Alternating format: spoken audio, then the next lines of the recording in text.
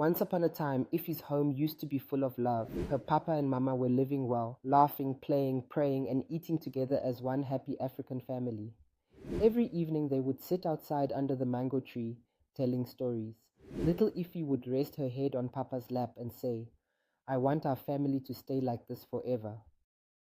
But one day things started to change. Papa began coming home late. He no longer smiled like before, and sometimes he will smell of strange perfume. Mama noticed it. She started asking questions, but Papa would always wave it off. "Mama, why is Papa always angry now?" Ify asked one night. Mama wiped her eyes and whispered, "I don't know, my daughter. I really don't know." Soon we found out.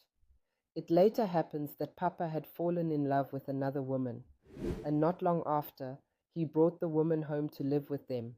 That was the day peace started to leave their home. When Papa brought the new woman home, everyone tried to smile. She introduced herself as Auntie Rose. She was tall, fair-skinned, with long braided hair and shiny clothes.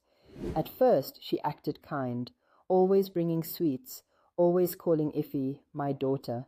But things changed quickly. Mama and Papa started arguing more and more. Even the smallest things turned into loud fights.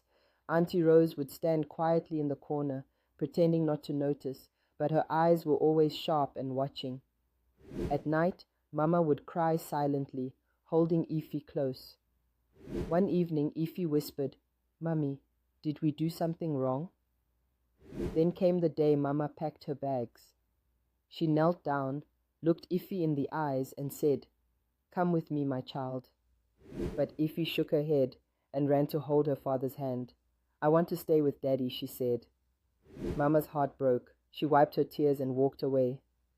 From that day on, everything changed. After Ify's mother left, the house became quiet, but not the peaceful kind of quiet. It felt cold, empty, like something important was missing. At first, Auntie Rose continued pretending to be nice. She would smile and say kind things when others were around, but soon her true colors began to show. She started shouting at Ify for the smallest things. "Why is this place dirty? Why are you walking like that?" Nothing the little girl did seemed good enough. She took away her toys. She made her sleep on the floor with just a thin wrapper. She even stopped her from eating with the rest of the family, always giving her cold leftovers, and only after everyone else had eaten. Whenever Papa was home, Auntie Rose would act sweet, smiling, serving food, and calling Effie "my dear" in front of him. She even kissed her forehead like a loving stepmother. But the moment he left for work, everything changed. Auntie Rose became someone else, cold, harsh, and full of anger. One evening, Effie tried to tell her father. She stood beside him and said in a soft voice, "Daddy, Auntie Rose is not nice to me." But he shook his head and replied, "Don't say that. Auntie Rose loves you like her own. You must behave." So Iffy stayed quiet after that. But inside, her little heart was breaking, slowly, silently. Iffy grew quieter each day. She stopped laughing. She stopped playing. She just stayed in her corner, drawing in the sand and whispering to herself. At night, she would cry into her pillow, wishing her mother would come back and take her away. But no one came. Auntie Rose's punishments became worse. Iffy was made to do all the house chores alone, sweeping, washing, even cooking. Sometimes she would carry water in a bucket that was almost too heavy for her small hands. One evening it rained heavily. Iffy was outside fetching water when she slipped and scraped her leg badly. Auntie Rose just shouted from inside, "Clean up that mess and don't bring mud into this house." Iffy sat under the rain for hours, crying quietly with blood on her leg, afraid to go inside.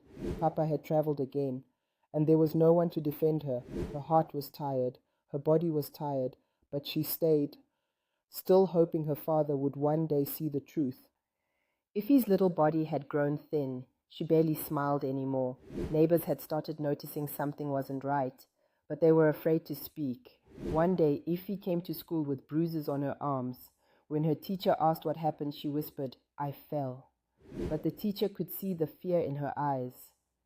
That night, Auntie Rose was angry because Iffy forgot to warm the soup.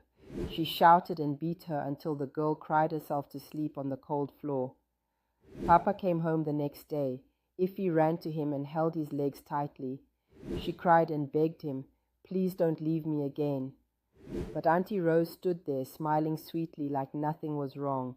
"Ify just misses you too much," she said. And Papa believed her. If only he had looked deeper.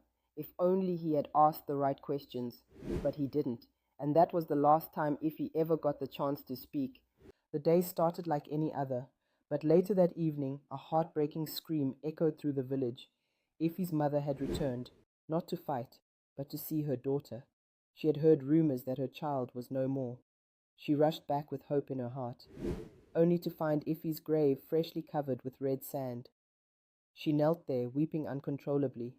The cries of a mother who had lost her only child shook the air, her baby, gone forever. But something changed in her eyes that night. The grief turned into something darker, silent, cold, final. She returned to the house and cooked a meal. She served it with calm hands to her ex-husband and the stepmother. They smiled, unaware. That night they all ate from the same pot. By dawn, 3 bodies lay still. The entire family, gone, wiped away in silence. No one said a word. No one dared. The compound that was once full of laughter became a place of shadows and regret. Rest in peace, Ify. Your voice was small, but your story echoes forever. Watch out for more emotional African stories. Like, share, and subscribe to Hearts of Africa Stories. Moral lesson: always listen to the silent cries of children. Evil can wear a smile. Be vigilant. A broken home can destroy innocent lives if love is replaced by neglect. Parents must protect their children not just with presence, but with discernment. When people fail to speak up against injustice, tragedy finds its way in.